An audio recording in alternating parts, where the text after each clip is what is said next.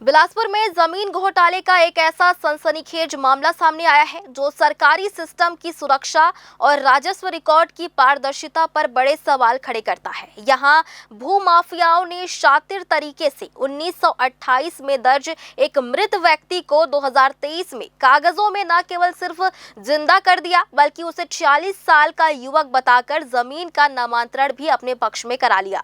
मुर्दे को कागजों में जिंदा कर करोड़ों की जमीन हड़पने का यह खेल अब प्रशासन की रडार पर है। आइए देखते हैं पूरी खबर। वास को बेच दी गई।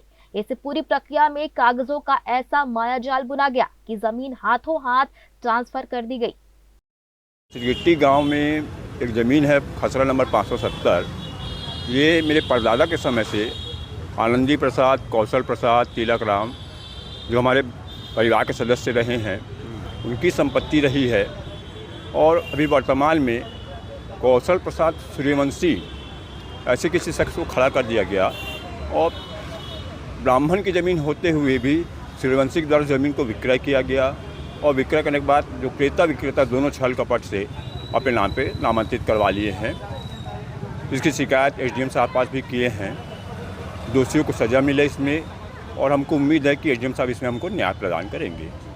ये पूरी मिलीभगत है, एक आपराधिक षड्यंत्र जैसे मामला है कि कौशल प्रसाद को सामने नहीं रखते हैं और वो पहचान ना उजागर हो कि ये कौशल प्रसाद सूर्यवंशी ही है कि कोई अन्य व्यक्ति है।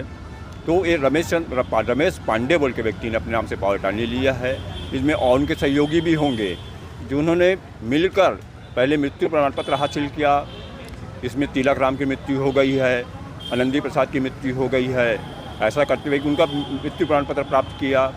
फिर कौशल प्रसाद को भी नहीं खड़ा किया रजिस्ट्री में, और रमेश पांडे हैं ये खड़े हुए हैं और इन्होंने रजिस्ट्री करवाई है। आपको एसडीएम साहब से पूरी उम्मीद है, उन्होंने निष्पक्ष जांच की बात कही है और पूरे फर्जीवाड़े में जो भी संलिप्त है उनमें कार्रवाई की बात उन्होंने की है। इस बड़े खुलासे के बाद राजस्व विभाग में हड़कंप मच गया है और मामले की जांच तेज कर दी गई है। एसडीएम बिलासपुर मनीष साहू का कहना है कि पूर्व में भी ऐसे मामलों पर कड़ी कार्रवाई हुई है और इस ताजा घोटाले की जांच पूरी होते ही दोषियों को बख्शा नहीं जाएगा। हालांकि यह मामला सिस्टम की एक बड़ी खामी को उजागर करता है कि कैसे सरकारी रिकॉर्ड में सेंध लगाकर पहचान बदली जा रही है। सवाल यह है कि क्या यह सब बिना किसी विभागीय मिलीभगत के संभव है? बिलासपुर का यह घोटाला सिर्फ एक धोखाधड़ी नहीं बल्कि एक बड़े संगठित नेटवर्क की ओर इशारा कर रहा है जो चुपचाप जमीनों की बंदरबाट कर रहा है। जगह ऐसे मामले संज्ञान में आए हैं, एक मंगला का, सिरगिट्टी का और एक तोरवा का संज्ञान में आया है, जिसमें कार्रवाई करके उसका नामांतरण निरस्त किया गया है और पूर्व भूमि स्वामी जो एक्चुअल में भूमि स्वामी थे उनके नाम पे अभी दर्ज किया गया है। अभी एक मामला जो सिरगिट्टी का ध्यान में आया है उस पर कार्रवाई प्रक्रियाधीन है।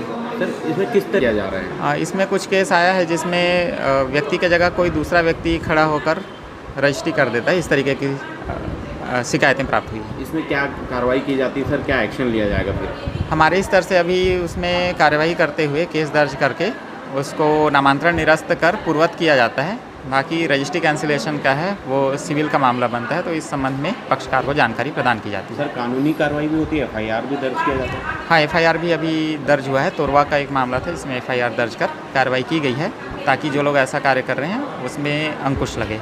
इस तरह से जो घटा है नहीं, इसमें दो पक्षकारों के बीच का मामला होता है तो उसके पक्षकार के द्वारा इसमें कार्रवाई करते हुए एफआईआर दर्ज कराया जाता है।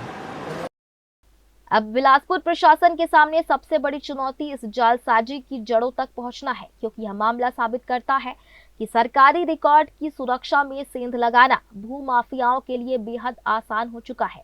कागजों में मृत व्यक्ति को पुनर्जीवित कर जमीन बेचने का यह दुस्साहस बिना किसी उच्च स्तरीय मिलीभगत के संभव नहीं लगता। फिलहाल पीड़ित पक्ष की शिकायत और राजस्व विभाग की सक्रियता के बाद, जिससे आने वाले दिनों में कई सफेद पोश चेहरों से नकाब उतरने की उम्मीद है।